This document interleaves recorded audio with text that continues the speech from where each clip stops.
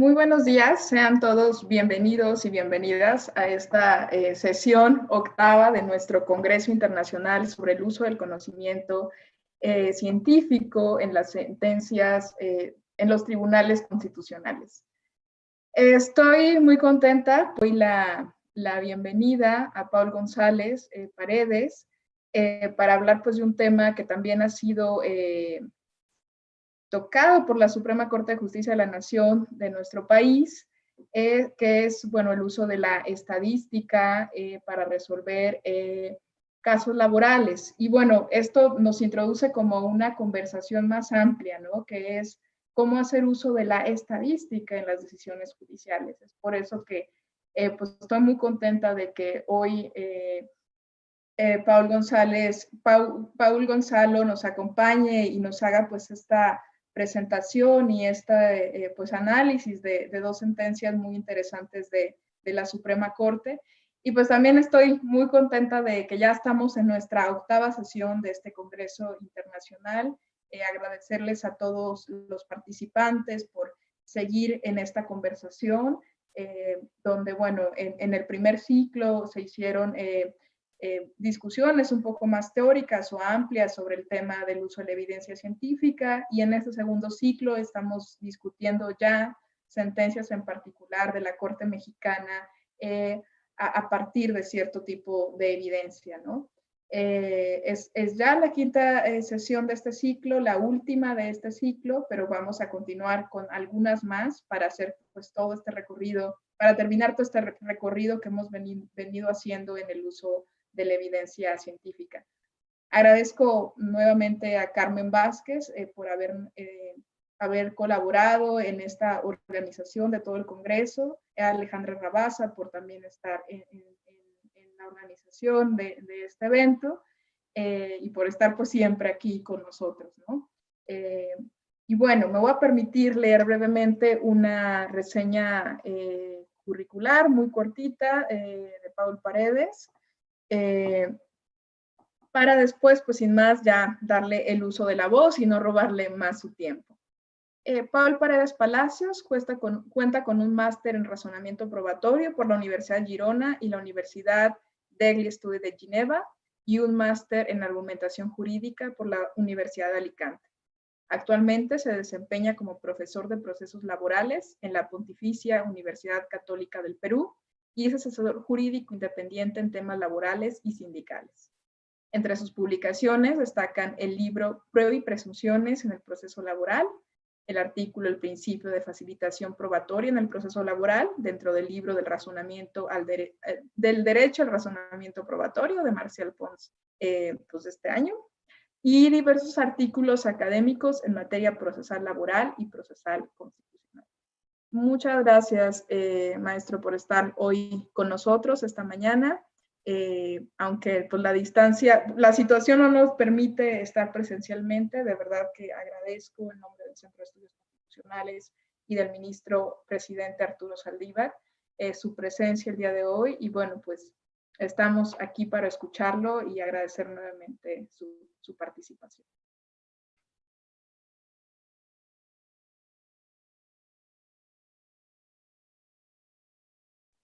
Ahí el micrófono no escuchamos, creo que está apagado, silenciado el micrófono.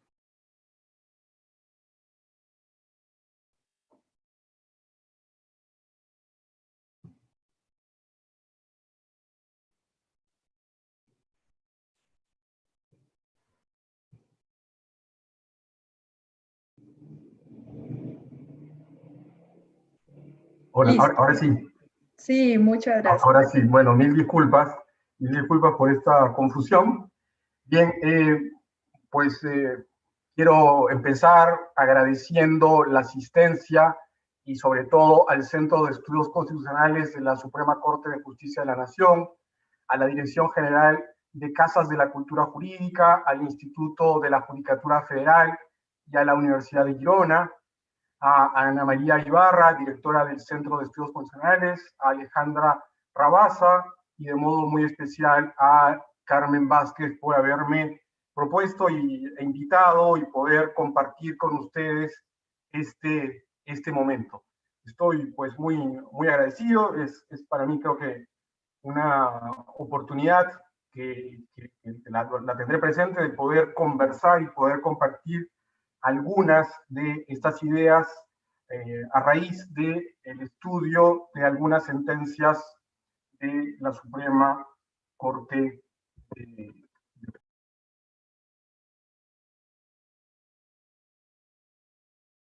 Ahí no sé por qué razón otra vez se apagó el micrófono. Una disculpa, Paul. Listo. ¿Se ve la presentación? Disculpe. ¿Pueden, por favor, proyectar la presentación? Le damos compartir pantalla, quizá.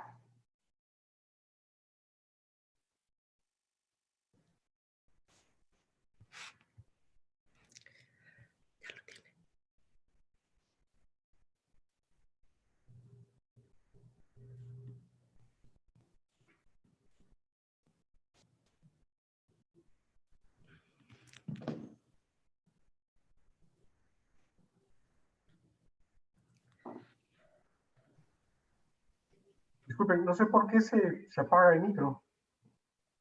Sí, no sé si ahorita que cambiamos de canal, eso fue lo que nos genera el problema. Ahorita el micrófono está funcionando bien. Lo único es que no vemos la presentación. Si quieres volver a intentarlo de compartir pantalla, el micrófono ahorita escuchamos bien. Si por alguna razón se vuelve a apagar, yo le indico.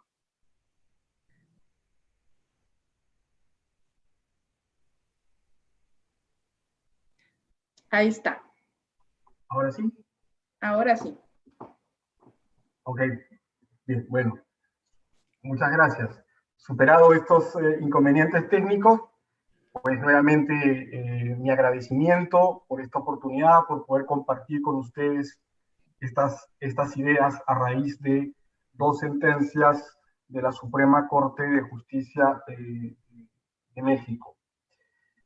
¿Cuál es el plan que tengo hoy? En un primer momento, quiero hacer referencia brevemente a estas dos sentencias y entrar a la discusión sobre el uso de la prueba científica por la Suprema Corte de Justicia de la Nación en materia laboral. Luego, preguntarnos sobre qué enseñanzas nos deja esto. Y en un tercer momento, entrar a algunos comentarios, algunas palabras sobre el proceso laboral y la prueba, tomando como referencia las reformas en materia laboral, procesal laboral que han habido, que se han sucedido en los países de la región en América Latina. Empecemos. Bien, los dos casos presentados son dos casos cuyos temas son la igualdad y la no discriminación, y que tienen otros subtemas como la doble jornada de las mujeres, el tema de la seguridad social, el trabajo doméstico. Creo que es importante aquí, en estos dos casos, resaltar que de fondo lo que tenemos son casos de discriminación, casos que han sido a su vez vistos desde una perspectiva de género en situaciones de vulnerabilidad. El primer caso es un caso en el cual la discusión se centra en la interpretación y aplicación de la fracción sexta del artículo 267 del Código Civil de la Ciudad de México, en el cual el acento, la discusión está en cuál es el significado de cómo se entiende esto de dedicación al desempeño del trabajo del hogar. Aquí, digamos, la pregunta es cómo entender, qué significado tiene esta parte del elemento de la hipótesis de incidencia. Es un caso de una cónyuge, de una excónyuge, perdón, cuyo matrimonio estuvo sujeto al régimen de separación de bienes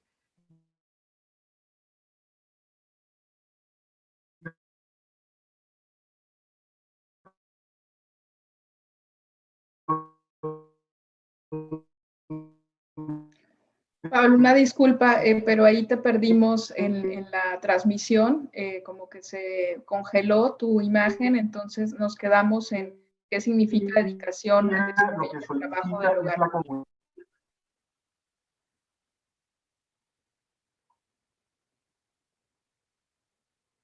Bueno, Ahí te ahora sí. escuchamos nuevamente. Bien, bueno, mil disculpas lo que está sucediendo. Bien, como decía, en el primer caso, lo que tenemos es una cónyuge cuyo matrimonio duró 40 años, estuvieron bajo el régimen de separación de bienes y en el cual ella lo que solicita es una compensación, argumentando que durante la vigencia de este matrimonio preponderantemente se dedicó al trabajo del hogar y al cuidado de los hijos. Por lo tanto, este es un caso en el cual lo que está en discusión es cómo interpretar uno de los elementos del supuesto de hecho, que está referido a la dedicación al desempeño del trabajo del hogar, si es que este es de manera exclusiva o si es de manera preponderante.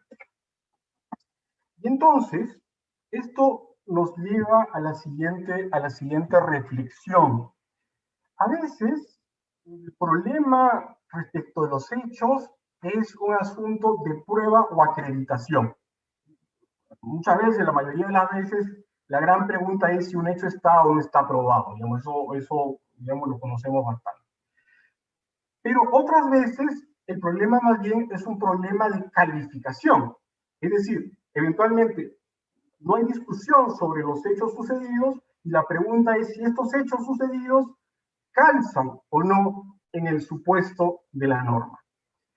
Y esto último está a su vez referido a un tercer problema, que es un problema de interpretación o definición del hecho hipotético. Es decir, el problema no está propiamente en la configuración de los hechos ni en su calificación, sino en cómo se interpreta uno de los elementos del supuesto de hecho. Y esto es lo que sucede en este caso. En este caso, el problema está en la interpretación o definición del hecho hipotético, y el hecho hipotético aquí era sobre la dedicación a las labores del hogar, si es que son exclusivas o preponderantes. Esto de la claridad sobre la definición de los hechos hipotéticos, pues es importante, creo yo que es primario, porque de un lado determina o permite apreciar cuáles son los elementos de la hipótesis de incidencia normativa, cuáles son esos componentes de la incidencia, y a su vez permite individualizar los probanda, es decir, los hechos que necesitan o que requieren ser probados. Entonces, creo que aquí hay una utilidad, creo que, digamos, primera, en que cuando nos enfrentamos al tema de la prueba, uno de los primeros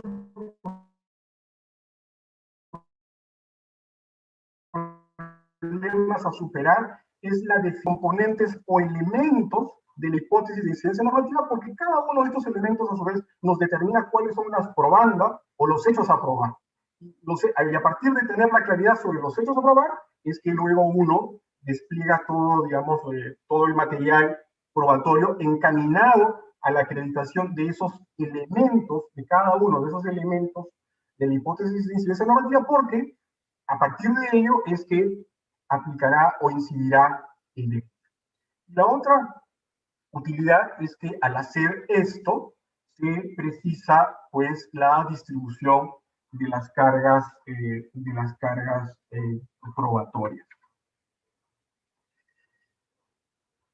Por lo tanto, digamos que podríamos señalar que siempre que haya la necesidad de interpretar o de definir estos elementos, creo que esto ocurre o es necesario en todo momento, en todo supuesto, digamos, en lo que cuando los jueces van a aplicar derecho, Y en este entendimiento, a veces pueden auxiliarse con respaldo epistémico como las estadísticas u otro conocimiento científico. Y esto es lo que sucede en este primer caso que les traigo. En este primer caso, el problema no es un problema de acreditación ni un problema de calificación, sino es un problema de cómo se interpreta uno de los elementos de la hipótesis de incidencia normativa, del supuesto fáctico. ¿Qué significa? Esa es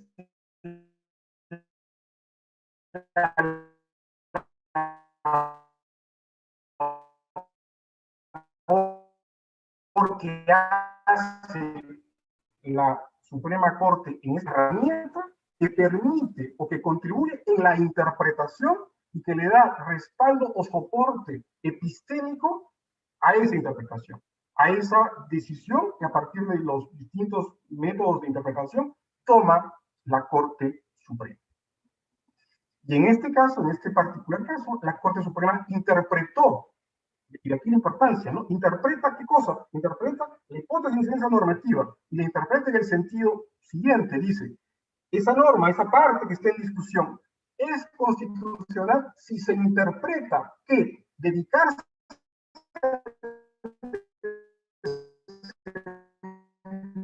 del trabajo del hogar y en su cónyuge solicitante que acredite que se dedicó exclusivamente a las labores domésticas. Por lo tanto, este es un caso donde claramente lo que podemos apreciar es una suerte de reformulación o claridad sobre la hipótesis fáctica, y entonces lo que hace la Corte es precisarlo. Cuando uno contrasta este contenido que la Corte le da con el texto, pues hay diferencias. Hay incluso en los conectores tipo I o nos dice digamos, si son necesarios ambos elementos o uno de esos elementos para la consecuencia. Aquí la Corte lo interpreta. La Corte señala, no, esa dedicación no es exclusiva, lo cual permite que incluso pueda haberse dedicado a labores remuneradas fuera del hogar, y que ello haya generado, dice, un costo de oportunidad. Es decir, que esta situación, sin ser exclusiva, haya generado la imposibilidad de adquirir patrimonio propio o que el adquirido sea notoriamente de menor valor. Y entonces, luego la Corte, en este mismo sentido, digamos, de dar esta definición de uno de los componentes, lo que señala es que para entender el trabajo del hogar hay que evaluar dos componentes. La modalidad del trabajo del hogar, es decir, cómo se ejecuta materialmente el trabajo del hogar de un lado, y de otro lado el periodo del tiempo, si esto es a dedicación exclusiva, mayoritaria, etc. Y es aquí donde entra el criterio de la doble jornada. Es aquí donde la Corte, interesante, la Corte, digamos, la Corte, a diferencia de las instancias previas, sí considera que aquí hay un problema de perspectiva de género y lo incorpora, porque lo que señala es que, de otro modo, el trabajo que se realiza en el hogar queda invisibilizado. Por lo tanto, esa manera de poder fijarse, de poder, digamos, apreciar que allí hay un problema, de que ahí hay un tema, es recurriendo a la estadística para mostrar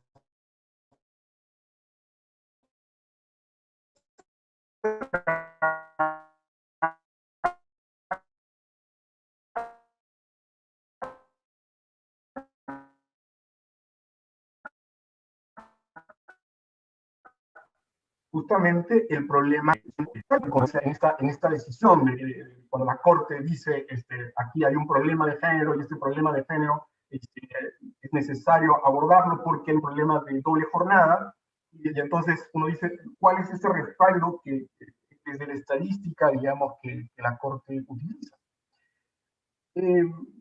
Un primer elemento es apoyarse en un caso anterior, donde la Corte había tocado el problema de la doble jornada de las mujeres. Este caso anterior, que es un caso de 2015, tiene a su vez, o está soportado en estudios de la Organización de Cooperación de Desarrollo Económico sobre igualdad de género, del cual México es uno de los países miembros. Y utiliza data, y la data disponible, esto luego lo analizaremos un poco más, la data disponible que utiliza la Corte en este caso, que es un caso resuelto en 2018, es una data del 2014. ¿Pero por qué? Porque es la data disponible. Pero esa data disponible, por cierto, es la data disponible al día de hoy. Es decir, a octubre de 2020 sigue siendo la misma data, la data disponible.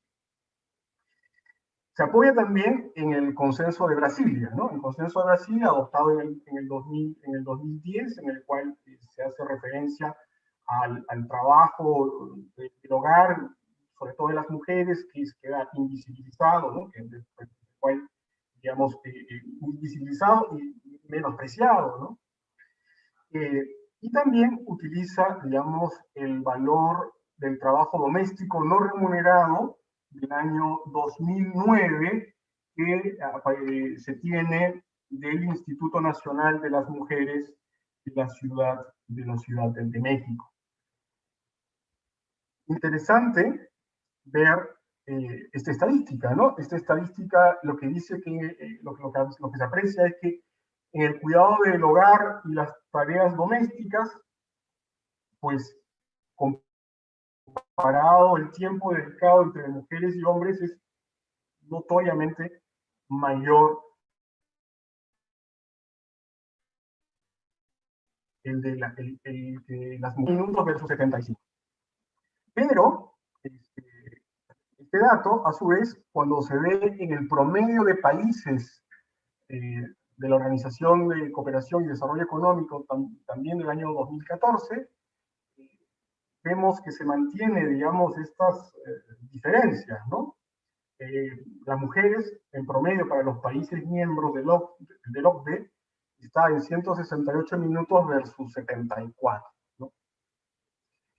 Y respecto del valor económico del trabajo doméstico no remunerado para México del año 2009, la Corte hace ver que el valor de ese trabajo doméstico no remunerado es equivalente al 21.7% del PIB, del cual 4/5 lo contribuyen las mujeres, ¿no? Y solamente 1/5 lo constituyen los hombres.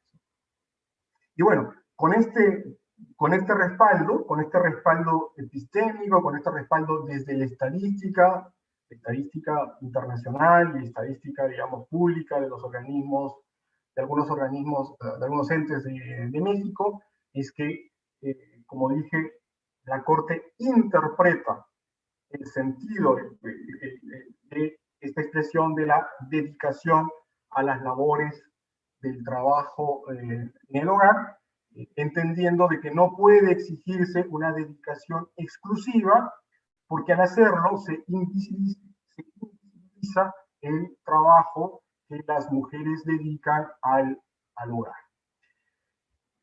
Una observación interesante, digamos, interesante de esto es que una vez interpretada el supuesto, una vez interpretada, digamos, de definido uno de estos elementos, lo cierto es que ya la solución del caso ya no depende, en este caso, ya no depende de la prueba estadística. Es decir, porque aquí, en este caso, la Corte no resuelve, es decir, no dice si la señora demandante tiene o no tiene derecho a la compensación. Lo que hace la Corte es interpreta para señalar los elementos, y a partir de estos elementos deja en manos de las Cortes de Mérito que puedan resolver si ya en el caso concreto se cumple con cada uno de estos elementos así redefinidos por la Corte Suprema. Bien, segundo caso. El segundo caso es de una trabajadora doméstica que reclama el pago de varios derechos laborales, más su inscripción retroactiva en el Instituto Mexicano del Seguro Social. Y es una señora que tiene 80 años y afirma haber ingresado en enero de 1959 y que ha sido despedida sin causa justa. Este caso creo que nos da dos puntos relevantes para discutir, para conversar. El primero es respecto de la discusión sobre la exclusión de las trabajadores domésticos del régimen obligatorio de la seguridad social. Y esto está planteado como un caso de discriminación indirecta. Ese es el primer supuesto. Y el segundo tema, el segundo punto para analizar de este caso, tiene que ver con los criterios de valoración de la prueba respecto de la renuncia y la antigüedad en el empleo. Sobre el primer punto, sobre el tema de la discriminación indirecta, lo que se tiene es que esta exclusión estaría planteada en términos de género neutrales, porque no distingue, las normas no están dirigidas hacia las mujeres o hacia los hombres, sino en general, digamos, de manera neutra, aparecen excluyendo del régimen obligatorio a todos los trabajadores domésticos. Sin embargo, frente a un caso de discriminación indirecta, lo relevante es analizar el efecto. Y el efecto de esto es desproporcionado e injustificado. Si esto causa un efecto en un grupo y si ese efecto termina siendo desproporcionado e injustificado. Dicho en términos de prueba, digamos aquí la prueba se pensaría sobre el impacto desproporcionado que sufriría el grupo de las mujeres a causa de la medida, que es la medida de exclusión del régimen obligatorio de la seguridad social. Pero hay que advertir y recordar que en estos casos de discriminación, a su vez, hay algunas otras consideraciones valorativas, ¿no? Como el elemento de lo desproporcionado y que la medida no esté justificada, ¿no? ¿Dónde entra en juego la estadística en un caso de discriminación indirecta? Básicamente en dos componentes de la discriminación, ¿no? En el estudio del impacto adverso, justamente, digamos, la medida, ¿no? de qué proporción, cuáles son los números que uno tiene sobre los efectos de una determinada medida, política, decisión sobre algún grupo en la población. Y esto vinculado con la comparación, ¿no? Exige la comparación de dos grupos, ¿no? Digamos, la discriminación indirecta requiere, el efecto adverso se aprecia por comparación. Pero lo importante es por comparación en similares circunstancias, ¿no? Esto pone, digamos, algunas exigencias en la prueba estadística, ¿no? Porque la prueba estadística mide el impacto adverso, compara grupos, pero esa comparación debiera ser en similares circunstancias. En este segundo caso, nos preguntamos por los datos de respaldo que utiliza la Corte, vamos a encontrar una mezcla de razones de políticas públicas o de compromisos internacionales, data e información, ¿no? Por ejemplo, esta decisión se respalda en opiniones, en posiciones del Comité para la Eliminación de la Discriminación contra la Mujer, en la Convención sobre la Eliminación de todas las formas de discriminación contra la mujer, en documentos de OIT que hacen referencia a la necesidad de protección del trabajo doméstico, con data de, por ejemplo, de OIT del año 2017, establece el número de personas trabajadoras domésticas, señala que son 67.1 millones, que a su vez están en un alto grado de discriminación. Otro dato relevante es sobre los salarios. OIT señala que los salarios de los trabajadores, las trabajadoras domésticas, es menos de la mitad del promedio del mercado. Esta data también refiere que solo el 10% de los trabajadores del hogar están cubiertos por leyes laborales generales, que el 80% de los trabajadores domésticos son mujeres. La Corte utiliza data del Instituto Nacional de Estadística y Geografía de 2008, en la cual hace referencia que hay una población de 2.3 millones de trabajadores domésticos, de los cuales 9 décimos, es decir, de cada 10, 9 son mujeres. Como vemos, digamos, aquí hay una combinación de data, de información de OIT, alguna información oficial del propio, digamos, del propio Estado mexicano, y es una mezcla, como digo, de ambos componentes.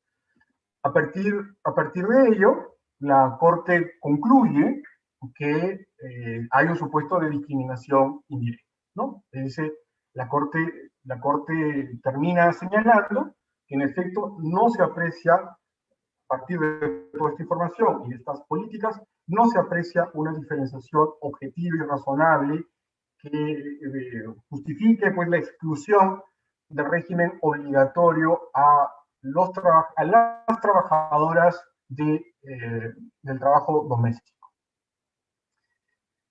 Una reflexión aquí es que, en verdad, toda esta data, si bien hace referencia a las mujeres, creo que hace referencia en general a todos los trabajadores domésticos. Creo que aquí una observación es que estas conclusiones creo que son igual de válidas, tanto enfocándonos, digamos, en las mujeres, como frente a los varones o a los hombres, porque en verdad aquí es la clase de trabajadores domésticos los que se encuentran en una situación de vulnerabilidad, en una situación donde, como se ha visto, sus salarios responden o son menores a la mitad del promedio, que además en general, digamos, de manera global, porque estos datos de OIT no son datos únicamente de México, sino que son datos, digamos, desde una perspectiva general del trabajo doméstico.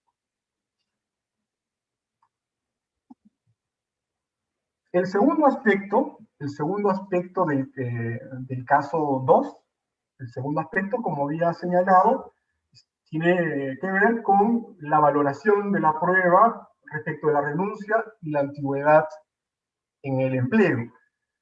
Este es un caso en el que, ¿qué medios probatorios hay? Hay 3 testimoniales, hay 3 testimonios de las hermanas, digamos, de la parte empleadora, y de otro lado hay un documento, que es el documento de renuncia, es el documento en el cual se señala que la fecha de ingreso ocurre en el año 2011. Y este documento es un documento que tiene la firma de la demandante.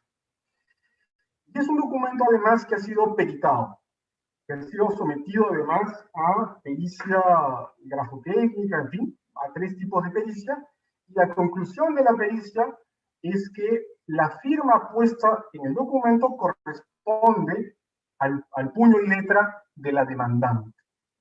Entonces, lo que uno encuentra aquí es, de un lado, un documento peritado con firma de la demandante, que aparece, digamos, desde la opinión de los peritos, que corresponde a ella.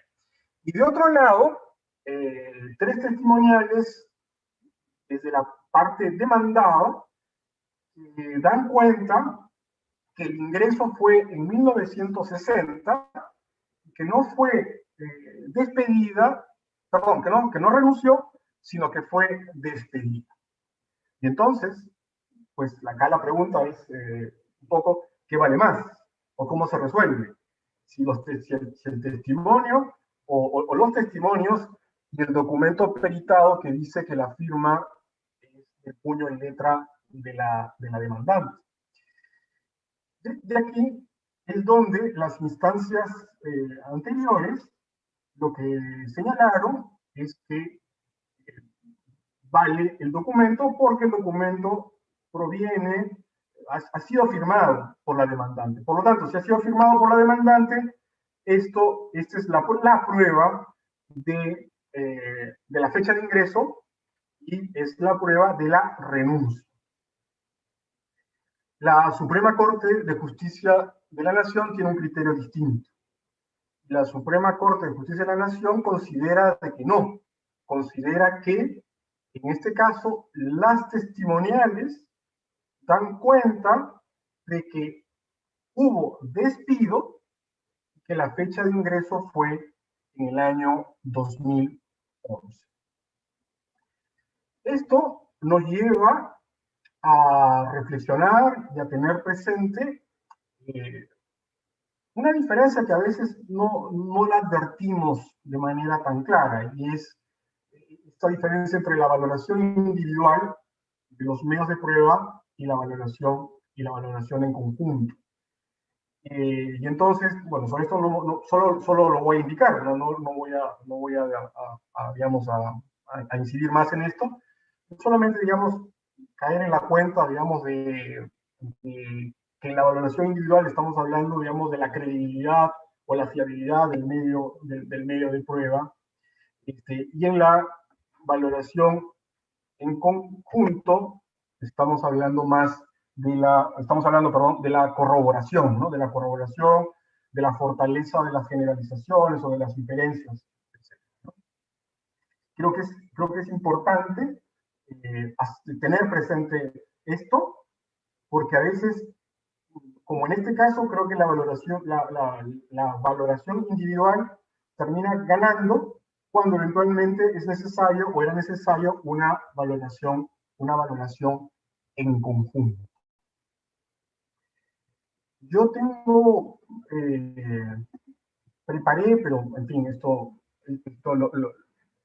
digamos, lo explicaré más en el documento final, pero creo que es posible afrontar el tema de la valoración, tanto individual como en conjunto, recurriendo a algunos mapas argumentativos o esquemas argumentativos, porque creo que la ventaja de los mapas o esquemas argumentativos de alguna manera obligan a que las generalizaciones, a que los argumentos, las conexiones, las hagamos explícitas. Y al hacerlas explícitas muchas veces apreciamos las falencias, los defectos de estas generalizaciones. Solo por, digamos, como una reflexión para esto es que si un documento dice que la fecha de ingreso es tal,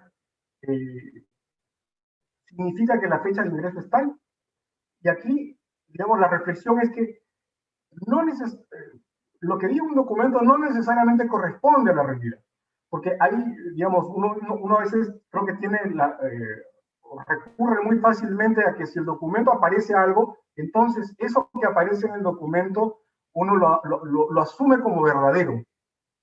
Y creo que, digamos, cuando uno trabaja con material probatorio, una de las cosas que tiene, algún cuidado que tiene que tener, es que no porque aparezca es que es verdadero, sino que hay un primer análisis de credibilidad o de fiabilidad. Es decir, esto que aparece, si es verdadero, es porque el documento es creíble. De lo contrario, no. Es decir, si yo firmo un documento y digo que soy el presidente de la República, no me hace el presidente de la República, porque no soy el presidente de la República, por más que yo haya firmado un documento en el que dice que soy el presidente de la República, pero no soy el presidente de la República, porque no guarda correspondencia con la realidad, ¿no? Y entonces hay la necesidad allí de ese examen de credibilidad, de fiabilidad del documento para, a partir de determinados elementos, poder justamente concluir sobre si lo que dice este documento es verdadero o no. Creo que, por ejemplo, yo he hecho un pequeño mapa argumentativo, que creo que esto, como digo, ayuda, en el cual una primera línea, digamos, de argumentación podría ser que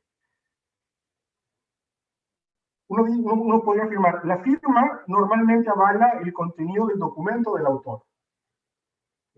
La firma es del autor, entonces, uno dice, lo que dice ese documento podemos asumirlo como que corresponde. Esa es una primera línea, y desde esa línea argumentativa uno dice, los peritos han señalado que la firma es de la señora, por lo tanto, si ese documento dice tales cosas, uno podría decir, bueno, uno podría estimar que esa información es, por lo tanto, verdadera, cierta. Pero luego creo que la señora y la corte ensayan otras dos líneas argumentativas más. Dice, es una persona de 80 años, y es una persona que no utiliza, que no es usuaria de computadoras. Por lo tanto, el documento ha sido hecho en computadora. Entonces uno podría, a partir de ahí, traer otro criterio, cuyo valor es otra discusión, pero digamos, uno podría traer un criterio sobre el cual las personas, digamos, de cierta edad, o las personas no habituadas al uso de tecnología, mayormente no hacen documentos elaborados mediante esa tecnología, y por lo tanto, si esta señora pertenece a este grupo que no está habituada a la tecnología, que por lo tanto no podría haber construido un documento con esa tecnología, entonces, a partir de eso, digamos, de la combinación de estos dos criterios, señalan que la señora no es la autora del documento. Es decir, puede ser su firma, pero no es la autora del documento.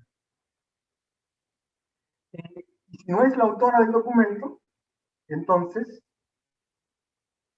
esta fiabilidad de que lo que ese documento sea lo que ella expresa. Y una tercera línea, como decía, tiene que ver con los testigos. Porque los testigos son tres testigos, son las hermanas, y ellas no tienen, digamos, más bien tienen un interés contrario, y ellas declaran que han ingresado en 1960 y que fue despedida. Por lo tanto, esas declaraciones testimoniales, que además son que uno podría decir, lo que tendríamos que fijarnos es si, digamos, esa memoria, cómo ha sido constituida y cómo se recupera, creo que en un hecho que viene desde 1960, hay como que la calidad de esa memoria pues es muy fuerte, porque es un hecho que desde 1960 hasta el 2014 que sucede esto, es una memoria que parece ser fiable. Por lo tanto, si estas declaraciones testimoniales señalan que fue despedida y que ingresó en 1960, resulta que ahora este argumento empieza a tener más peso que los otros. Como digo, el recurrir a un mapa argumentativo ayuda a plasmar estas ideas, a tener claridad sobre las generalizaciones que uno utiliza y eventualmente luego a cruzar esos argumentos, luego, digamos, ver, y este ya es un tema ya digamos, de corroboración, ver cuál de esos argumentos termina siendo más fuerte para la corroboración de la hipótesis. ¿Qué es más probable? Que haya sido despedida o que haya renunciado. Y entonces, vistos estos elementos, en mi opinión, parece que lo más creíble es que la despidieron y que ingresó en 1960. Y esto es lo que hace la Corte, esto es lo que hace la Suprema Corte de Justicia de México. ¿Qué enseñanzas nos dejan?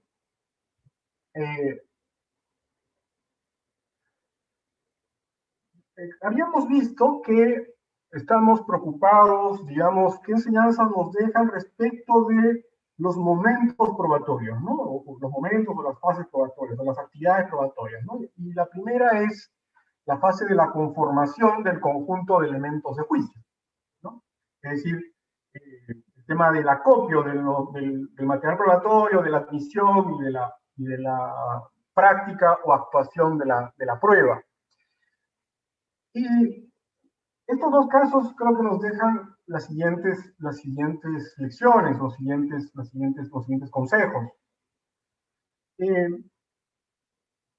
posible recurrir a la estadística y a la estadística eventualmente de organismos públicos o internacionales, que creo que sean de acceso público, incluso por el Internet. Es decir, creo que esto es importante, ¿no?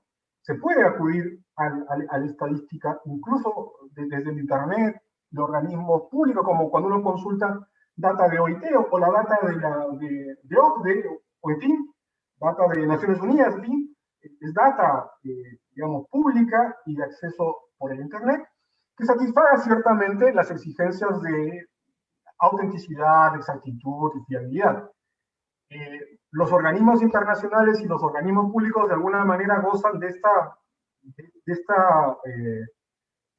digamos, ¿cómo decirlo?, de sobreentenderse que cumplen con ciertas calidades de autenticidad, exactitud y fiabilidad, ¿no? Es decir, uno no ha ido a la OCDE a preguntarle quién lo hizo y cómo lo hizo, y si la data estuvo bien confeccionada o no, porque hay ciertos niveles de confianza, creo, sobre todo tratándose de organismos internacionales o de organismos nacionales, aun cuando respecto a los organismos nacionales también habría que tener algún cuidado, digo, algún cuidado con algunos sesgos en la confección de algunas estadísticas, ¿no? Porque algunos, digamos, no es raro que algunas autoridades, por quedar bien, digamos, sus estadísticas, digamos, las construyan de alguna manera que aparezcan como mejor, ¿no? Como más favorables para algún propósito. Pero en general, digamos, en línea de principio, uno puede, creo que, echar mano de las estadísticas de organismos públicos o internacionales. Y en un caso, la Corte ha usado esto para interpretar el supuesto de hecho, uno de los elementos, uno de los componentes. Rachel Hardy se refería a esto, a los hechos legislativos. Creo que este es otro ejemplo. La Corte utiliza la estadística para interpretar la norma. La parte del supuesto de hecho de la norma, pero finalmente para interpretar la norma, ¿no? Sin embargo, el hecho que recurra a la estadística es saludable, es aconsejable, pero no es imprescindible, ¿no? Esto creo que también es importante, porque no es que tengamos estadísticas para todo, porque siempre tenga que haber una estadística actualizada al minuto, al momento de la decisión. Los casos que hemos visto nos demuestran de que no, porque se ha usado data del 2008, del 2009, del 2014, no se ha usado data que uno diga del año 2018, del mes de la decisión, porque simplemente tampoco es que sea posible acceder a una estadística así, y tampoco significa que no valga. Por lo tanto, creo que eso permite pensar en la necesidad de banco de datos, ¿no? En la necesidad de que hayan repositorios de esta información y de que hayan tal vez instituciones públicas o privadas, internacionales, que puedan proveer de esta información, porque es información a su vez costosa, de difícil implementación. No es que cualquiera de nosotros que tengamos un problema de discriminación indirecta en un trabajo porque considero que me pagan menos, es que tengamos la posibilidad de confeccionar una estadística. No es posible, muchas veces no es posible. Tal vez nos gana la experiencia en Inglaterra o en Estados Unidos que hay estadísticas para todo, pero en nuestros países muchas veces falta la estadística y falta los medios para poder contar y poder construir esa estadística. Por lo tanto, hacer depender un caso de que haya la estadística podría ser una manera de terminar denegando justicia.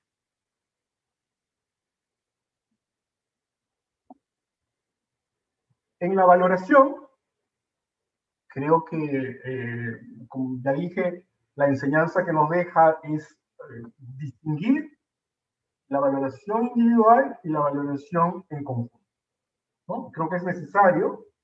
Esto es una cosa, digamos, muy obvia,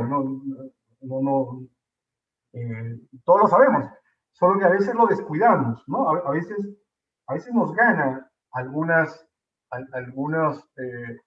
formas, ¿no? Entonces, la necesidad de tener presente la diferencia entre la valoración individual y la valoración en conjunto, recurrir a esquemas argumentativos o mapas argumentativos, porque como digo, creo que esto fuerza o evidencia el error, evidencia los saltos argumentativos, ¿no? Por ejemplo,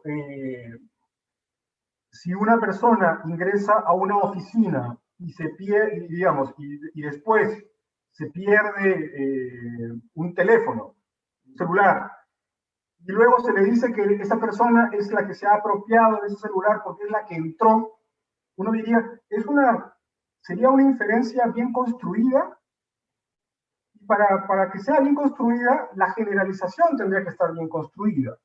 Y entonces, para que una afirmación así pueda ser plausible, tendríamos que partir de una generalización según la cual todo trabajador que ingresa a una oficina se apropia de los bienes que hay en ella. Nosotros diríamos que una generalización así no es plausible. ¿Cuántas veces nosotros podemos ingresar a una oficina y no nos apropiamos de las cosas? Entonces, por lo tanto, pretender sacar una generalización, por ejemplo, en un caso como el que les planteo, cuando uno se esfuerza a poner la generalización, se evidencia que esta sería una mala generalización, incurriría en un error inferencial. En la decisión, creo que hay que recordar el contexto de incertidumbre, de falta de información, de probabilidad diferencial propia del tema probatorio, es decir, verdades absolutas, eso no existe, no insistamos con eso porque eso solo nos puede llevar a la frustración. Y ello, esta primera consideración va con una segunda en el ámbito laboral, y es la dificultad probatoria de los trabajadores, ¿no? La dificultad probatoria también es un componente a tenerse en cuenta en la decisión. No solo la dificultad probatoria, sino la situación de vulnerabilidad y de los costos asociados al proceso. ¿A qué nos llevaría esto? Esto creo que nos llevaría a el uso de las facultades judiciales, prueba de oficio, saneamiento probatorio, por ejemplo, el tema de las presunciones, la carga de la prueba, que como vimos ayuda a poder delimitar las probandas, los estándares de prueba, poder de alguna manera precisarlos. Creo que en el ámbito laboral podríamos echar mano de dos. Cuando se trata de imponer sanciones a los trabajadores, deberíamos de recurrir al estándar más alto, en cautela del derecho al trabajo, digamos, por ejemplo, para la prueba de la causalidad, para la causa justa de despido, por ejemplo, que correría en hombros del empleador demandado, debería estar sujeta a un estándar más alto que la prueba de una deuda laboral, que debería estar sujeto como no debería a un estándar del tipo civil de, por ejemplo, de preponderancia de la prueba. Y con esto he terminado en la segunda parte. Sé que estoy un poco de tiempo excedido, pero la última parte trataré de hacerlo lo más breve posible. Y es una breve reflexión sobre proceso y prueba. Para empezar esta reflexión, traigo el texto del artículo 1781 del Código Civil francés 1804, que creo que es un buen punto de partida para analizar proceso laboral y prueba. Fíjense lo que dice. Este artículo señala, en la traducción que me he permitido hacer, al patrón se le cree por su dicho en cuanto al monto de los salarios, en cuanto al pago del salario del año vencido, en cuanto a lo que diga haber dado a cuenta por el año corriente. Fíjense cómo estamos en 1804, hace pocos años antes teníamos la Declaración Universal de los Derechos del Hombre y del Ciudadano, y sin embargo, el artículo que tenemos frente a nosotros lo que nos prueba, lo que demuestra, digo, es que los hombres no eran tan iguales, ¿verdad? No eran tan iguales. Porque este artículo, el 1781, dice lo que ustedes ven en pantalla. Se le cree al patrón. Si el patrón dice que pagó, pagó. ¿Por qué? Porque el trabajador, el siervo, están invisibilizados.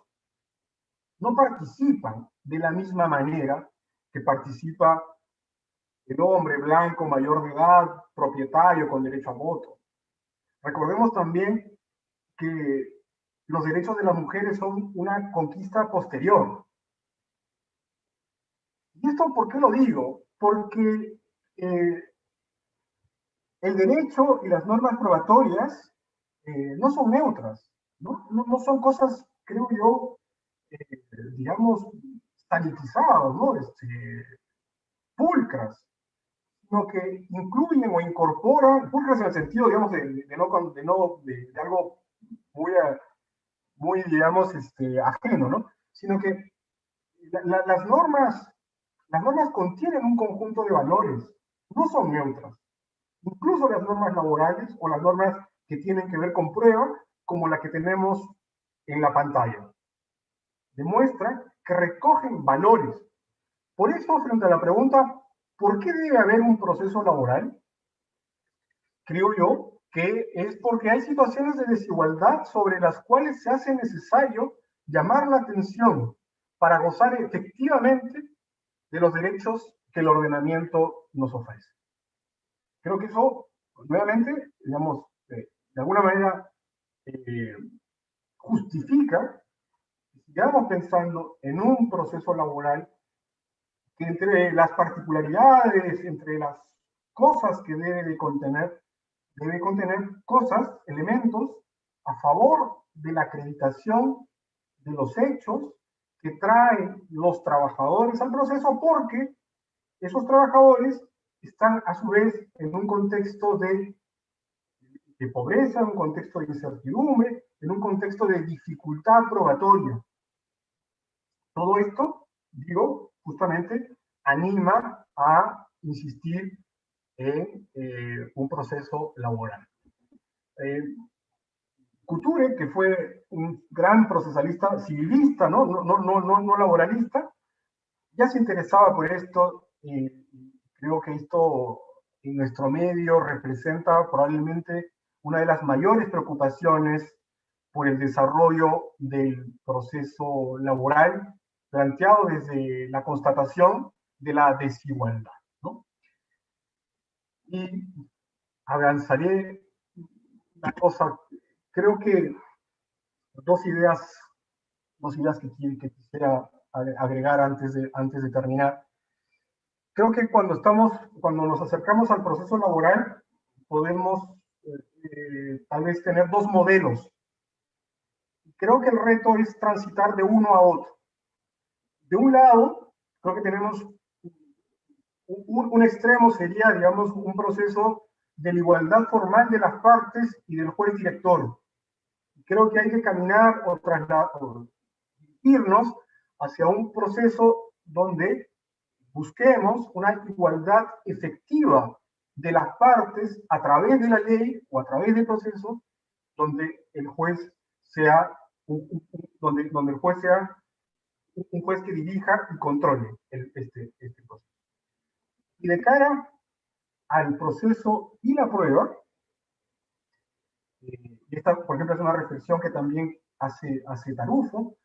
De un lado, creo que tenemos un proceso que puede ser concebido meramente como una instancia de resolución de conflictos, en la cual lo que interesa es la habilidad de los abogados y la realidad no cuenta, versus o frente a un proceso donde es una instancia de aplicación del derecho, de solución del conflicto, pero aplicando derecho sobre hechos que han ocurrido en la realidad, porque solo así creo podríamos estar insistiendo y apostando por una decisión que sea una decisión justa. ¿Puedo tener un minuto más? Sí, gracias. Una reflexión sobre la oralidad, porque los procesos, todas las reformas que han habido en este ciclo en Latinoamérica se han impulsado sobre la oralidad. Todas las reformas han sido. La oralidad ha sido de alguna manera menospreciada, y la oralidad ha sido de alguna manera convertida en una mera técnica, ¿no? Una mera técnica, una mera... Creo que algo de razón puede haber allí, pero me parece más importante lo siguiente. La oralidad en verdad aparece como negación de la justicia desde la igualdad formal. Es decir, la aparición de la oralidad es más bien frente a un modelo de justicia del juez convidado de piedra, del modelo escrito, lento, sin concentración, sin inmediación, sin celeridad, sin economía procesal, sin publicidad. La oralidad es lo que significa, digamos, el valor de la oralidad está en el contraste que genera, en la negación de eso tradicional que se asemeja al Código Civil francés. Ahí está el valor, digamos, de la oralidad. Por eso digo, la oralidad es un símbolo, tal vez, de la justicia contra esta justicia del juez convidado de piedra, y la oralidad tampoco es, por lo tanto, técnicas de litigación oral. Porque cuando uno se pregunta sobre qué significa la oralidad, parece ser que no hay muchas respuestas que darse, y lastimosamente muchos hemos caído en esas reformas en entender que oralidad son técnicas de litigación oral. Y la oralidad no son técnicas de litigación oral. La oralidad, como hemos visto, es una manera de hacer proceso bajo el entendimiento de que es un espacio para resolver un conflicto aplicando derecho sobre hechos que en la realidad han ocurrido en un contexto de incertidumbre y en un contexto de desigualdad. Ese es el propósito, creo, final del proceso. Y con esto concluyo y les agradezco muchísimo por su tiempo y quedo a la espera de sus preguntas. Muchísimas gracias por acompañar. Muchas gracias por tan interesante charla, Paul Paredes. Y de verdad que es un lujo, bueno, el haberte escuchado hoy y, bueno, haber escuchado a todos los ponentes que hemos tenido a lo largo de estas sesiones, porque pues nos permite contrastar, ¿no?, la práctica de la Corte Mexicana con el conocimiento de los expertos. Creo que esto es la primera vez que se hace algo así en México, tener expositores de la calidad de Paul Paredes, reflexionando sobre la práctica de la Corte Mexicana. Creo que esa es la única manera de que la Corte Mexicana pues mejore sus prácticas en este diálogo crítico, reflexivo, sólido con los expertos, ¿no? Entonces, por eso, pues agradezco otra vez a Paul Paredes, a Carmen Vázquez, el que estemos haciendo estos ejercicios de análisis y de reflexión. Hemos recibido muchas preguntas, pero muchas, pero para no agobiar tanto a nuestro ponente, las he dividido en 3 bloques para, pues más o menos, distribuirlas de una forma un poco más ordenada, ¿no? Unas preguntas se refieren un poco como al papel o rol de las cortes frente a la estadística, otras se refieren más a características de la evidencia estadística y otras están más bien referidas al proceso probatorio de la discriminación indirecta. Entonces, esos serían como nuestros 3 bloques, pienso yo, de discusión. Me disculpan si no hice una buena clasificación de las preguntas, pero vamos a ver cómo nos va.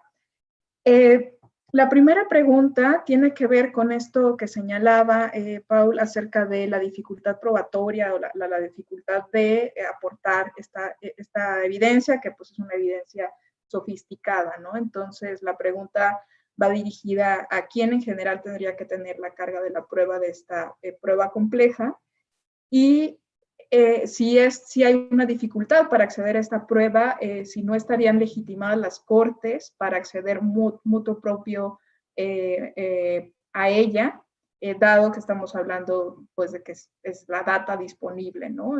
Y que es pública. Entonces, en eso yo creo que la segunda pregunta, más o menos relacionada, y que ya nos refería usted en sus posiciones, ¿qué cosa prueba la evidencia científica? ¿No? Que en ocasiones sí puede probar un hecho, como es el impacto desproporcionado en discriminación indirecta, pero en otros casos, como por ejemplo en el caso de doble jornada, pareciera más bien que contextualiza una situación.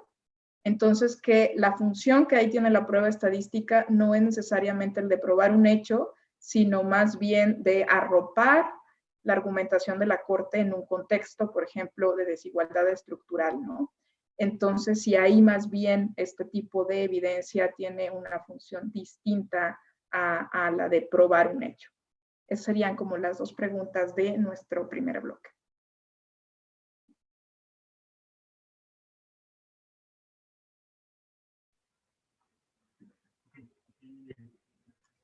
Bien, primero, ojalá haber entendido bien las preguntas.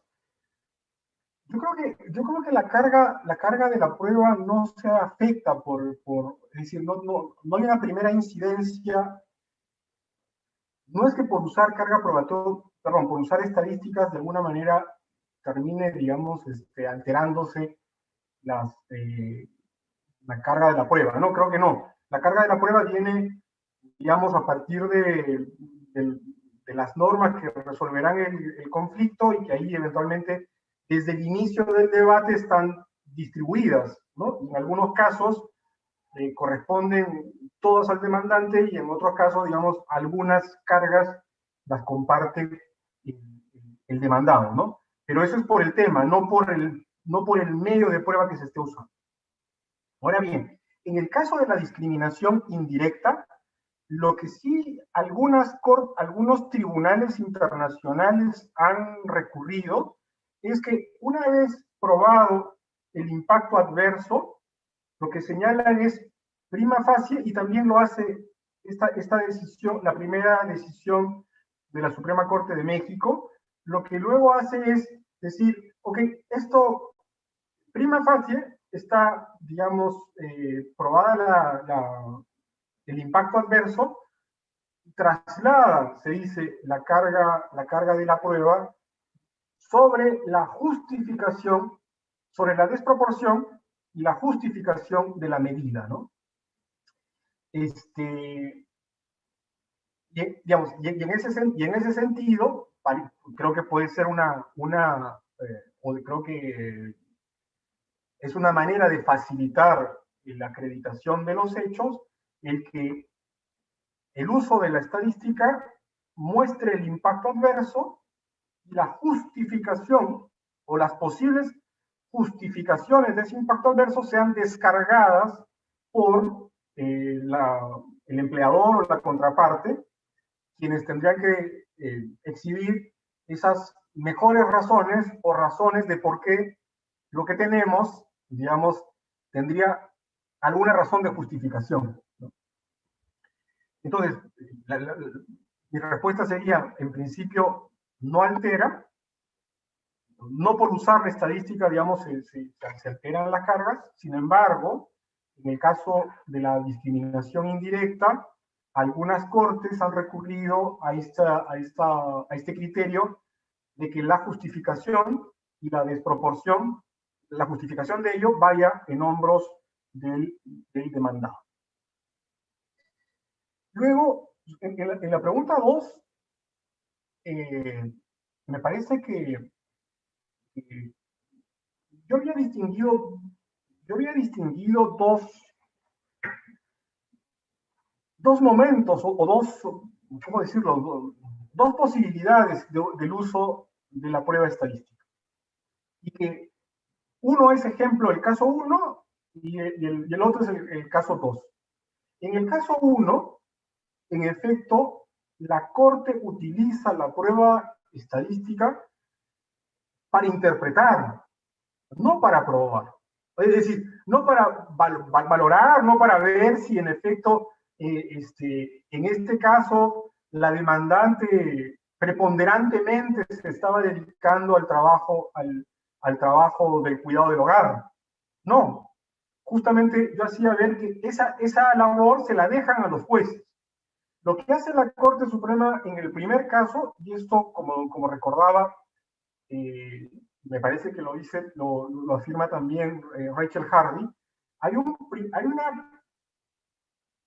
una de esas posibilidades es en la justificación o en la interpretación de los elementos del supuesto de hecho. Estamos hablando en la norma, nos estamos refiriendo a cómo se interpreta la norma, pero la norma en el lado, no de la consecuencia, sino en el lado de la hipótesis de incidencia, ¿no? De los hechos hipotéticos que contiene, de esos elementos. Y la estadística, en el caso 1, es utilizada justamente como razones auxiliares para respaldar por qué es necesario proteger la doble jornada de las mujeres, haciendo ver que las mujeres, digamos, normalmente, a partir de esta estadística, se dedican más tiempo al cuidado del hogar y a las labores domésticas, ¿no? Y a partir de ahí, los datos que trae de OCDE y del Instituto Mexicano, ¿no? A partir de ahí, lo que hace en efecto la Corte es respaldar la justificación de su decisión sobre cómo interpreta la norma en el lado fáctico, digamos, en el lado de la hipótesis de incidencia normativa, ¿no? Y en ese sentido, en efecto, esa estadística no viene para probar si la señora demandante cumplía o no cumplía estas características que la Corte señala. No dice, por ejemplo, cómo se mide la preponderancia, ¿no? Dice, a partir de esta definición que doy, deben considerarse las modalidades del trabajo y la duración. Y a partir de estos dos componentes que la Corte interpreta, deja librado para los órganos de instancia, los órganos de mérito, para que sean ellos los que resuelvan. Por eso es que, en efecto, un primer uso de la estadística está para explicar mejor una decisión. Podría haber hecho la Corte lo mismo sin usar estadística. Sin duda. La Corte puede haber dicho, hay doble jornada de las mujeres porque, por ejemplo, el consenso de Brasilia lo dice, y ya está, ¿no? Digamos, y además, ojo, la perspectiva de género, ¿no? Es decir, en el sentido de que hay una convención de eliminación de las peores circunstancias para las mujeres. Y a partir de ahí, desde algún razonamiento, algunos dicen lógico, la Corte podría haber concluido lo mismo. La gracia de la estadística es que mejora la calidad, es que enriquece esa decisión. Y en el caso 2, sí hay un uso de la estadística digamos, para la prueba, bajo el entendido de que aquí sí hay un impacto adverso que recae sobre las mujeres, porque son las mujeres las que mayoritariamente realizan el trabajo doméstico y por lo tanto, cuando la norma dice que se excluye del régimen obligatorio, se excluye a hombres y mujeres. Pero los más perjudicados por el efecto terminan siendo las mujeres porque en ese grupo, de cada 10 trabajadores, 9 son mujeres. Entonces, desde ese punto de vista, la estadística para la Corte creo que termina sirviendo para acreditar el impacto adverso de la medida, ¿no? Luego la Corte, a su vez, no encuentra una justificación para ello, ¿no? Entonces, el segundo ejemplo sí sería un ejemplo del uso de la estadística para la prueba. Ahora bien, quien haya leído el caso podría también decir, sí, pero esta estadística tampoco es que concluyera tan claramente en eso. ¿Por qué? Porque esa estadística, como hemos visto, es estadística que está referida a la población en general. Alguien podría decir, en México no sucede eso, porque la información de México no, la de OIT es de OIT en general. Y alguien podría decir, bueno, pero en México no, o para ese año no. Pero resulta que, yo por eso creo que también lo comenté, creo que más bien la conclusión a la cual uno llegaría es que más que la discriminación de la mujer, que también se presenta aquí, es una discriminación de los trabajadores domésticos en general. Son ellos los que están discriminados, no solo las mujeres, que también, pero en general son los hombres los que están discriminados. Tal vez desde ese punto de vista estuviera mejor explicado, pero claro, entiendo que el caso se planteó de otra manera. Sí, muchas gracias. De verdad que es muy interesante todo lo que comentas. Y bueno, viene otro grupo un poco más grande de preguntas relacionados en sí con este tipo de pruebas, con la evidencia estadística. Aquí tengo muchas, pero yo me voy a permitir escoger unas 3. La primera es cómo evaluar la fiabilidad de la evidencia estadística. La segunda es si la evidencia estadística tiene un peso probatorio específico en relación a otro tipo de pruebas. Y la tercera tiene que ver con cómo un juez puede dialogar con este tipo de evidencia, pues que cuando no estamos formados en estadística, los operadores jurídicos no estamos formados en estadística, y qué es lo que prueba la evidencia estadística, ¿no? Como, ya hablando como más específico, o sea, estas discusiones tan sofisticadas de, pues, que a lo mejor lo que muestran son correlaciones y no causalidad, y pues el juez no está preparado como para discernir ese tipo de complejidades. Creo que ahí nos quedaríamos con este grupo de preguntas. No sé si me expliqué en cada una de ellas. Sí, creo que sí. Estas últimas están como más difíciles de contestar, como que comprometen más. Bueno, el tema de la fiabilidad de la evidencia estadística, digamos que en principio aplicaríamos los criterios generales, digamos, de credibilidad, ¿no? Autenticidad, por ejemplo. Pero creo que aquí podemos distinguir nuevamente, dos situaciones. Creo que podrían haber preguntas de fiabilidad sobre los documentos, es decir, sobre la estadística, cuando la estadística es, cuando lo que hablamos de estadística, por ejemplo, es la información que obtenemos del Internet.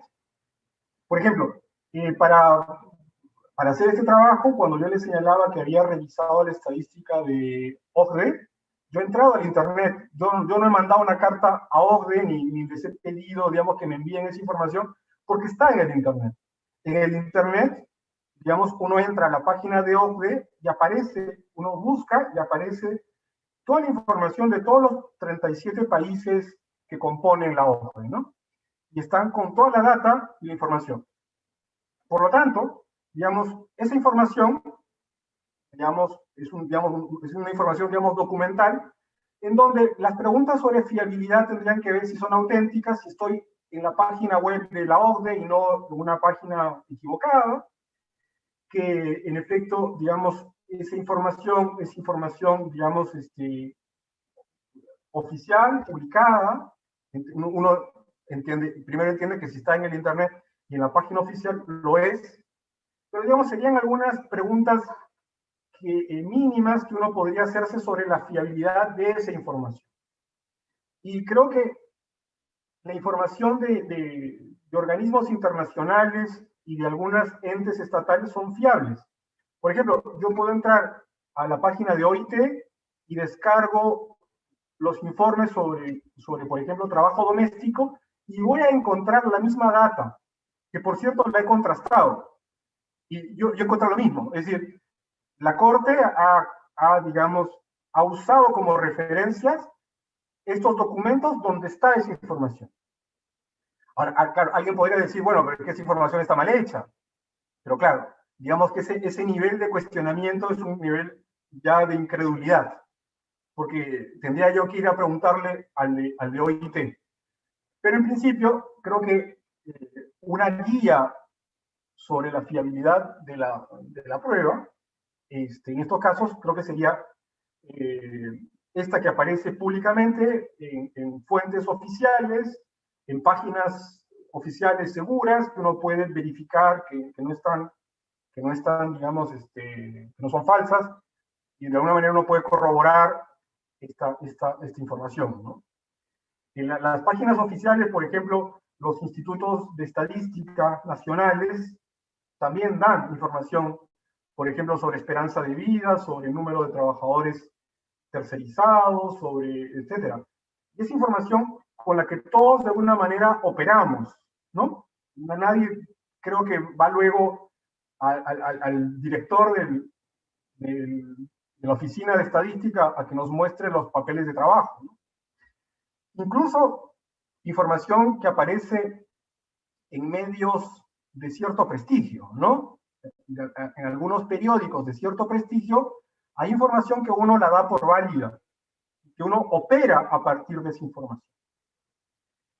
Yo diría, ese sería un criterio para la fiabilidad. Pero de esta información pública, de esta información que aparece, digamos, ¿no?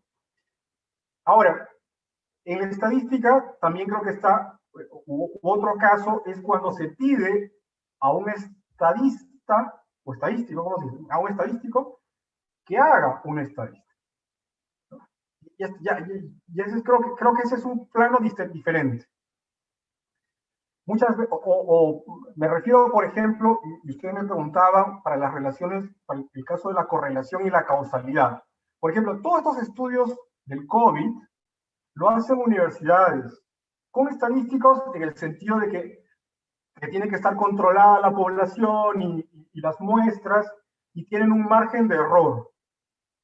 Este tipo de prueba estadística en el sentido de que mide la frecuencia, este tipo de prueba y todas las pruebas estadísticas tienen, digamos, el nivel de confianza y el nivel de error, que no lo voy a explicar, digamos, es más complejo de lo que parece, ¿no?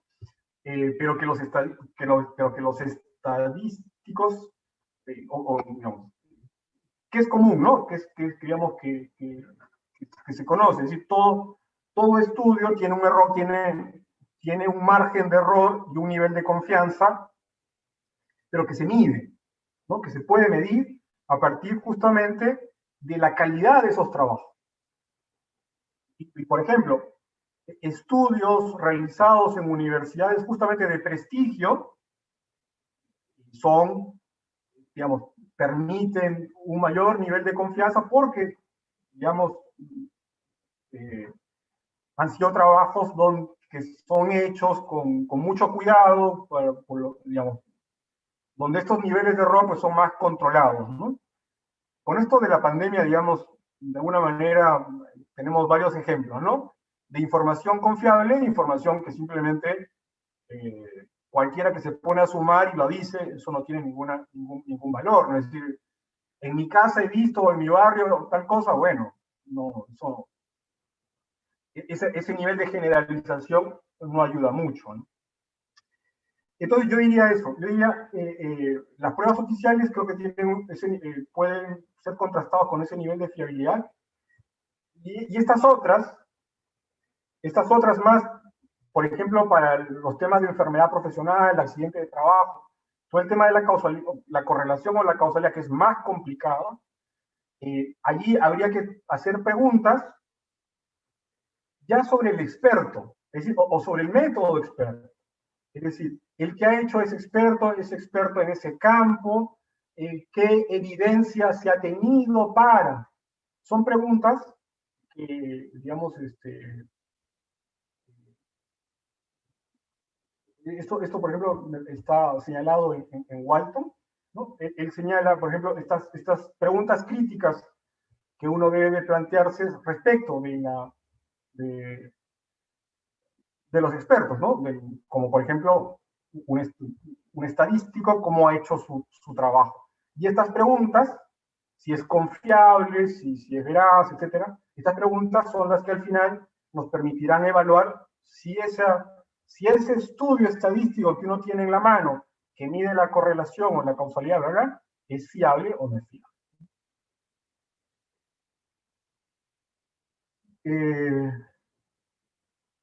Si tiene un peso específico, digamos, tiene el peso que le dé la valoración, ¿no? O sea, yo no creo que tenga un peso específico a priori. Creo que la estadística, como digo, mejora, ayuda, pero también le había señalado, no es por lo menos la estadística esta que permite acopiar información de la realidad social, ¿no?, del entorno, no es imprescindible, pero ayuda. Digo, no es imprescindible porque lastimosamente en nuestros países, no es que tengamos tanta información. No es que si yo quiera, no sé, medir las horas que las personas en mi ciudad se dedican a estar en los parques. Es que eso no está medido, nadie lo ha medido. ¿Cómo se distraen, en qué tiempo, qué hacen en su tiempo libre los trabajadores de los bancos? Eso no está medido, nadie lo ha medido. Entonces, si luego me pidieran, tendría un problema, porque no tengo cómo acceder a ese material probatorio.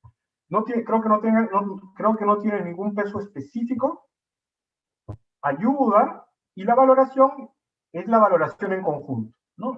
En la valoración en conjunto habrá que traer las razones, las generalizaciones a las que dé lugar, para ver si tiene más peso que otro medio probatorio, que otros elementos.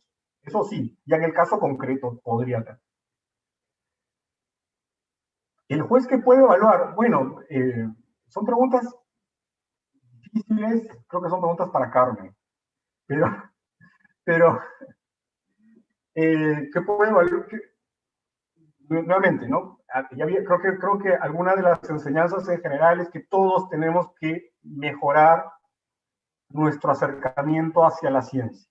Todos. Digo, todos los operadores tenemos que mejorar nuestro acercamiento hacia la ciencia. Y entonces, ¿es posible que hoy día un juez no sepa cómo leer estadísticas? Sí, es posible. Pero mañana debería haberlo intentado. en general, deberíamos haber intentado esto, deberíamos haber mejorado. Pero es como en todo, ¿no? Es decir, yo no sé leer música. Me pone una partitura, no tengo ni idea. Bueno, sé identificar qué es una partitura, pero no la puedo leer, porque no estoy entrenado para leerla. Pero si tuviera que ser un director o estar vinculado, tendría que.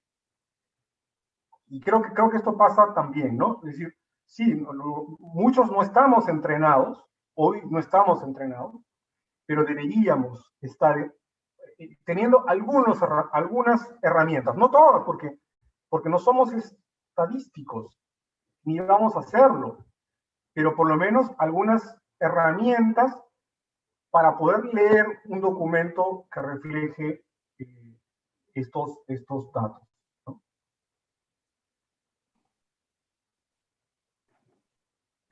Bueno, sobre la correlación y la causalidad creo que también dije algo, ¿no? Sí, fantásticas respuestas, muchas gracias. Y bueno, ahí que está el Instituto de la Judicatura escuchándonos, porque han sido como, el Instituto de la Judicatura es la Escuela Judicial de México, ya que están escuchando como esta necesidad de formación, creo que también sería muy interesante pues plantear, ¿no? Alguna capacitación en lectura de estadísticas al menos, ¿no? Que permita pues enfrentarse a, pues, al final el derecho es una ciencia social, entonces creo que sería pues algo muy, muy básico. El último bloque de preguntas son dos más, pero tienen que ver más con la prueba de la discriminación indirecta.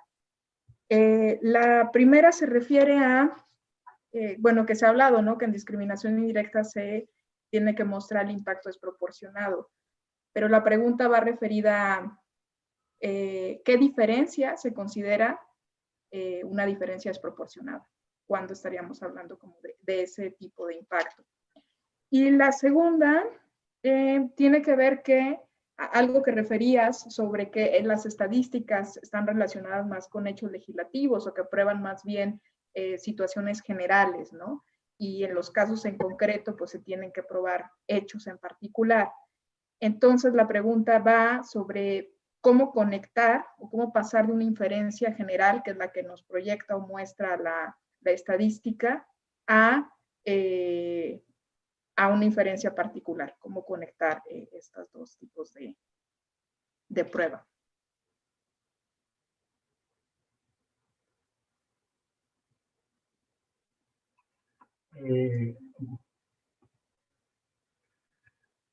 Este es un examen de grado. Está difícil, está difícil. Me van a jalar. Bueno, yo había señalado también que en la prueba de la discriminación indirecta entran las valoraciones. Justamente digamos, ¿en dónde entran las valoraciones? Las valoraciones entran justamente para apreciar si algo es desproporcionado o no, de un lado, y también para ver si la medida está justificada o no. Y ambas cosas no son de prueba. Ambas cosas son de justificación del derecho, de cómo se justifica. Es decir, encontrar una diferencia mínima podría ser un impacto adverso. Depende de cómo estamos entendiendo el derecho, depende de cuáles son nuestros valores, depende de qué orientación estamos teniendo respecto de ese derecho y de la importancia que le estemos dando a ese derecho. Si uno encuentra diferencias mínimas, por ejemplo, vinculadas con la mujer, uno podría decir, es suficiente para entender que hay un impacto adverso. ¿Por qué? Porque estamos en un contexto donde la igualdad, donde esa lucha por la igualdad, por la eliminación de todas, significa eliminación de todas, y si podemos eliminar eso mínimo, eliminemos eso mínimo. Por otro lado, se trata de dos grupos de trabajadores donde hay alguna diferencia, pero esa diferencia podría estar justificada en cualquier otra razón, y no las digo para no sesgar la opinión, pero digo, en cualquier otra razón, podría alguien señalar que tal vez en nombre de la libertad sindical se justifica, o en nombre de la autonomía de la voluntad se justifica esas pequeñas diferencias, ¿no? o esas diferencias, porque Claro, que es una pequeña diferencia, ¿no? En fin, pero toda esa parte, o sea, justamente esos componentes están referidos al lado valorativo, ¿no? Y por eso había llamado la atención de que en la discriminación indirecta uno dice, hay impacto adverso, pero ese impacto adverso es, ok, pero ¿cuán desproporcionado, cuánto impacto tiene que haber para señalarlo? Esa parte responde a criterios de valoración y no de prueba. Que, como he dicho, se justificarán en otras razones, como las que señalan. Y la segunda pregunta, inferencias generales e inferencias particulares. En todo caso, contesto un poco lo que entiendo. Disculpen usted, ¿no? Porque tal vez no. Yo, digamos, tal vez esté más referido ¿cómo se llama? Al tema de la estadística cuando se utiliza para la correlación o la causalidad. Creo que tal vez quien ha preguntado esté pensando un tanto más en ello, ¿no? ¿En qué sentido? Para el tema de la prueba de la causalidad o de la correlación, siempre se va a necesitar lo que Tarufo llama la regla de cobertura. La regla de cobertura es, digamos, la generalización. La generalización que conecta, digamos, el hecho, digamos, dos elementos, ¿no? Esa generalización que conectaría la causa con el efecto. Entonces, en esa generalización, la estadística puede venir para apoyar, digamos, la regla de cobertura. Entiendo que, nuevamente, ¿de qué depende si de esa estadística apoya o no apoya la regla de cobertura? Estamos ya frente a los criterios de valoración y frente a los criterios eventualmente del estándar probatorio, para ver si esa información o el apoyo que da esa estadística es suficiente para tener digamos, por cierto, la regla de cobertura. Una vez que se tiene la regla de cobertura, ya la prueba consiste en que uno esté bajo la regla de cobertura y que uno, en efecto, cumple con, digamos, con pertenecer a uno de los elementos que están descritos en la regla de cobertura, sobre la cual recae la regla de cobertura. Sobre lo cual, digamos, la prueba, y podría haber alguna otra prueba estadística, venga junto con otros elementos, para apoyar la conclusión de que determinados hechos, en efecto, entra como causa de o como efecto de, ¿no? Creo que en ese sentido haríamos tal vez esta diferencia entre, digamos, una inferencia general o de cobertura y eventualmente ya en el caso concreto cuando estoy probando uno de los elementos de la hipótesis de incidencia. Fantásticas respuestas. Muchas gracias, Pablo Paredes. De verdad que ha sido un gusto tenerte hoy con nosotros en este Congreso Internacional, poder discutir a este nivel las sentencias de la Corte Suprema de México y bueno, el escuchar las preguntas del público y tus respuestas de verdad ha sido muy, muy formativo, muy enriquecedor.